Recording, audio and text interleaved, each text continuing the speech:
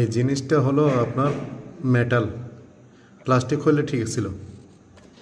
হ্যাঁ, দেখেন ওয়ার কীভাবে টাচিং হচ্ছে, আর এটা কাটিং ধারালো, অনেক ধারালো। দেখছেন অনেক ধারালো। এখানে ওয়ার একটা অলরেডি কোথায় এটা জয়েন দেওয়া গেছিলো, হয়তো ডিবি খুললে দেখা যাবে। এগুলো এগুলো সাধারণত এরকম হয় কিনা জানি না, এরকম কখনো কাজ দেখি নাই। এখানে এটা ঘষা খাইছে, এটা ভিতরে ঘষা খাইছে, কিছুদিনের ভিতরে এটাও শর্ট হবে। বুঝে গেছে? তো এই আর কি অবস্থা। আচ্ছা, এই ব্ল্যাকটা, হ্যাঁ এই ব্ল্যাকটা শর্ট হয়ে গেছিলো, এটা চেঞ্জ করা গেছে ওয়্যার।